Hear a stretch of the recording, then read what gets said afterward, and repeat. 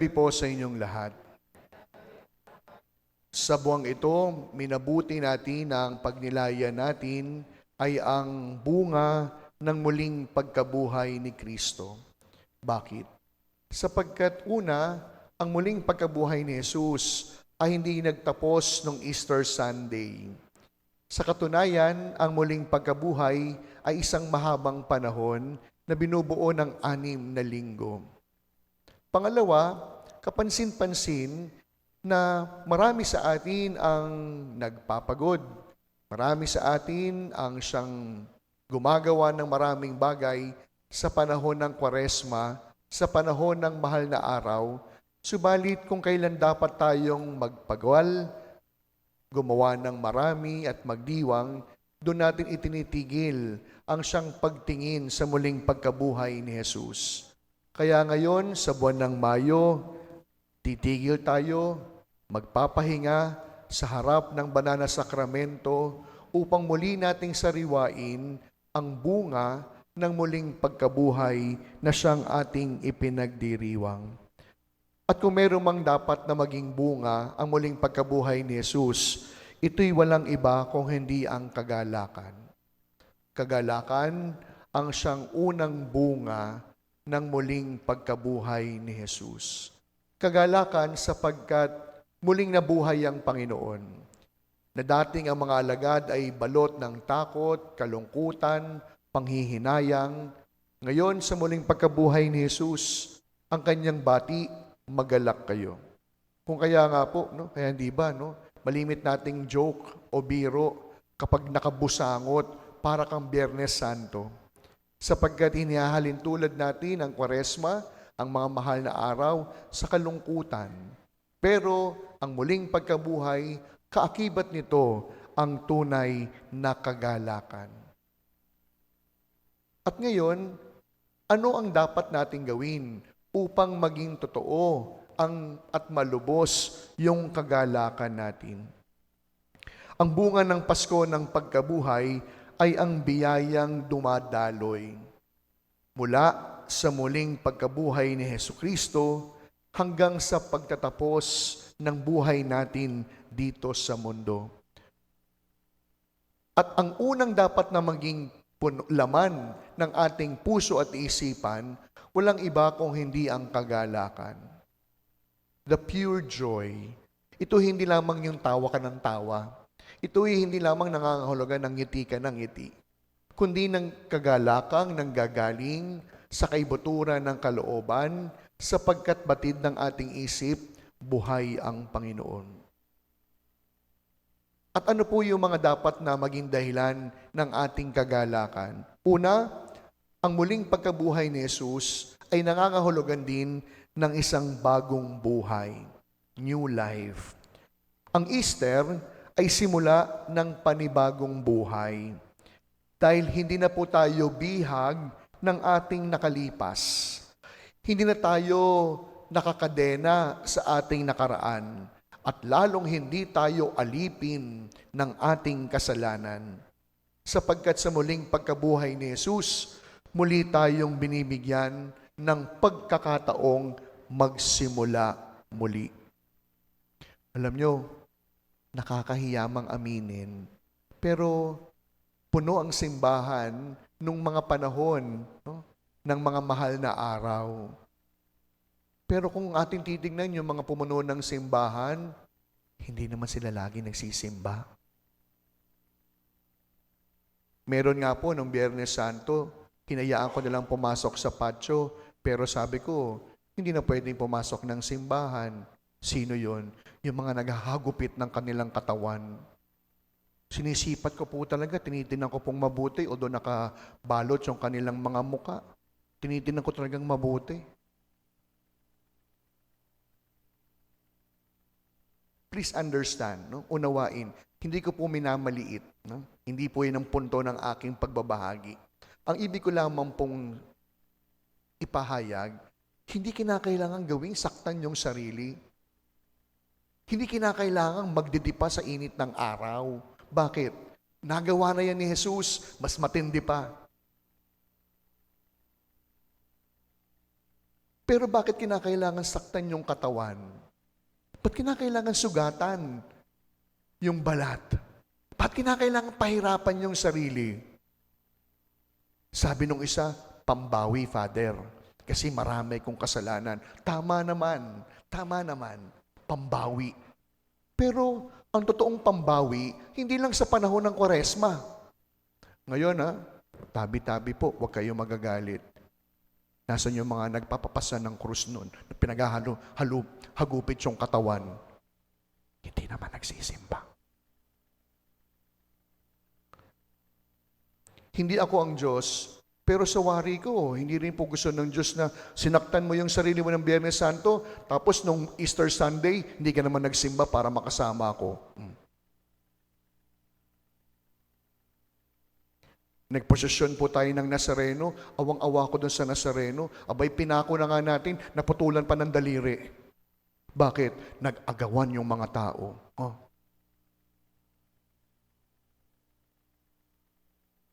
Kaya hindi ko man po nakakausap ang Nazareno, bumababa mula sa langit para kausapin ako. Pero sa wari ko, hindi ito ang kanyang gusto. Isang taong pong nandyan yung Nazareno, tapos isang araw mag-aagawan po kayo. Nandyan lang, hindi po siya umaalis. Tapos nung nilabas natin, pinasan, nag-agawan yung mga tao. Awang-awa po ko sa naputulan ng daliri, awang-awa po ko doon sa mutik ng makuryente, awang-awa ko doon sa mga dinaan ng puro kalat ng basura. Hindi naman ito ang ibig ni Jesus. Kaya po siya namatay sa krus, hindi upang latiguhin natin yung ating likod. Kaya siya namatay sa krus, hindi upang pahirapan yung ating sarili. Namatay si Jesus sa krus upang bigyan tayo ng bagong buhay. Kaya, huwag po kayo magagalit. Ngayon, nasan po yung mga naghagupit? Nasan? E di umano, sabi nung katabi ko, Pader, yung pong naghahagupit, lasinggero po yun eh. Isang taong maglalasing, tapos isang araw magsasakripisyo at penitensya. Hindi iyon ang bunga ng muling pagkabuhay. Kaya ang unang bunga po ng muling pagkabuhay ni Jesus, bagong simula, bagong pagkakataon, bagong buhay para sa atin. Pangalawa, dahil meron tayong bagong pagkakataon, nabigyan tayo ng isang panibagong pag-asa. Dahil muling nabuhay si Jesus, hindi na kailanman ang huling salita ay ang pagkatalo at kasalanan, kundi nasa Diyos ang huling halakhak. Nasa Diyos ang huling tagumpay. Kaya nga po mga minamahal ko mga kapatid, pansinin ninyo, ang buhay natin ay parang buhay ng pagtahak sa krus ni Jesus. Parang pelikula ni FPJ. Sa umpisa, binubugbog ni Max Alvarado. Pero hindi ba sa pagtatapos ng kwento, hindi ba talunan si Max Alvarado at tagumpay si The King na ating idolo? At yung po yung kwento ng muling pagkabuhay ni Jesus. Hindi nangangahulugang lugmok, pinahihirapan, nagdurusa ngayon, na sa pagdurusa magtatapos ang kwento, hindi. Sabi nga ng isang author, we are all children of Easter morning, and Alleluia is our song. Kaya kapatid, na may pasan-pasan ngayon, kung ang iyong karanasan ay malungkot, hindi pa yan ang katapusan mo. Sapagat ang bawat katapusan ng sumasampalataya kay Kristo, umuuwi sa Alleluia at tagumpay. Kaya kung hindi pa po yan tagumpay, it's not yet the end. Hindi pa yan ang katapusan.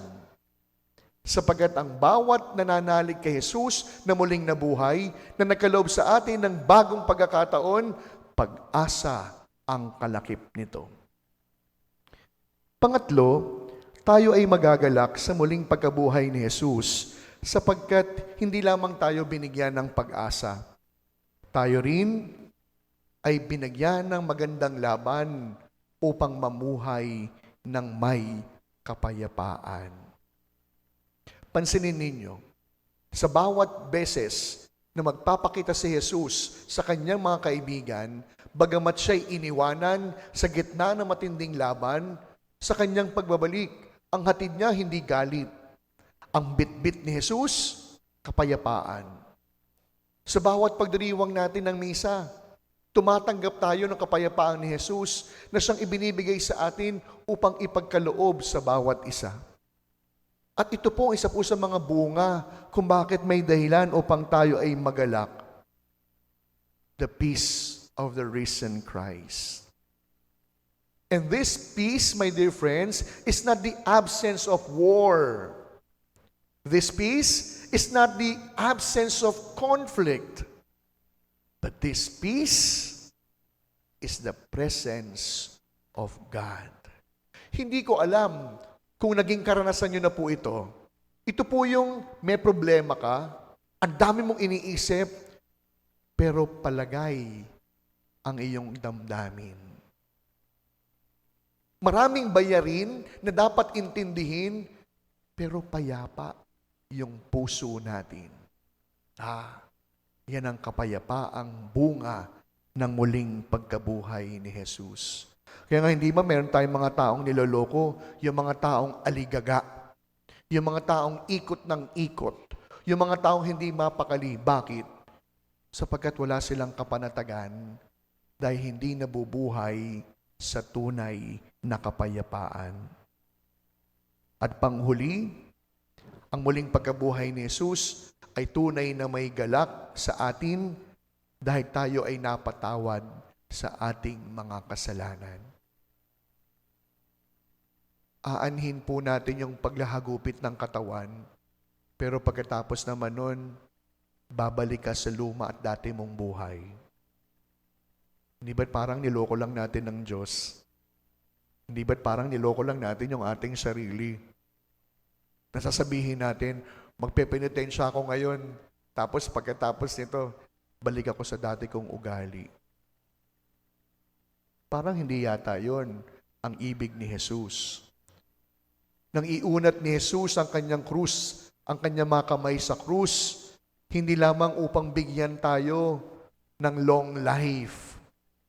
But instead, Jesus extended His arms on the cross to give us everlasting life. Buhay na walang hanggan ang siyang kapalit ng kanyang kamatayan. At dahil tayo may buhay na walang hanggan, tayo makakaranas ng kanyang walang hanggang awa, habag at pagpapatawad. Kaya kapatid, sa pamamagitan ng sakramento ng kumpisal, nung namatay si Jesus sa kanyang krus, napatawad ka na. Wala ka na ibang pwede pang kayang gawin upang hingin ang kapatawarang ito na patuloy na ibinibigay sa iyo. Kaya nga po, tunay talaga may dahilan upang tayo'y magalak. Tunay talaga na masabi natin, ito ang bagong araw. This is the day that the Lord has made.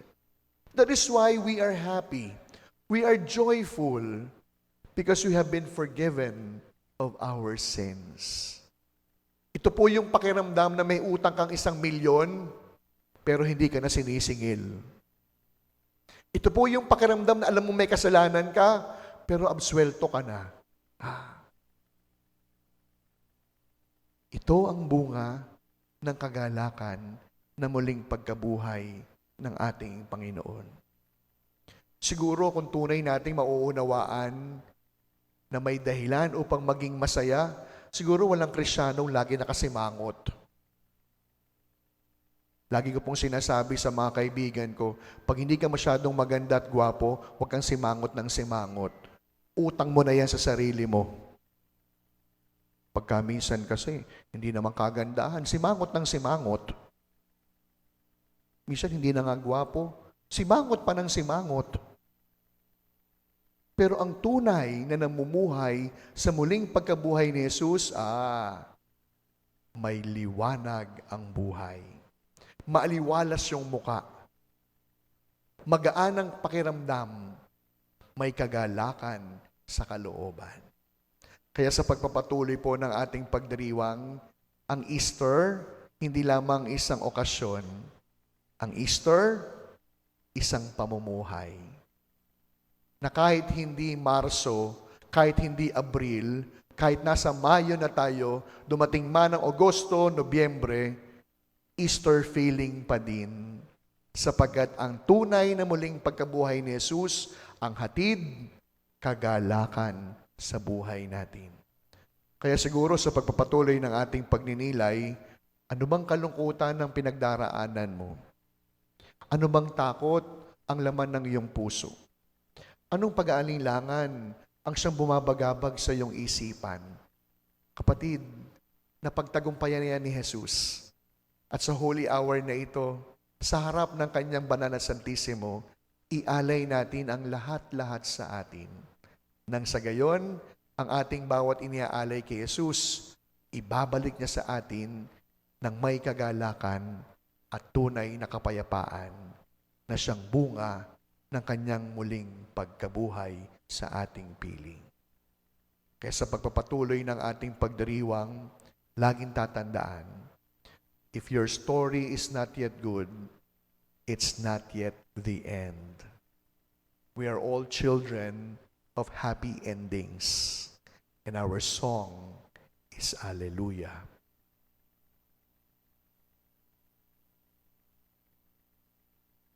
Amen.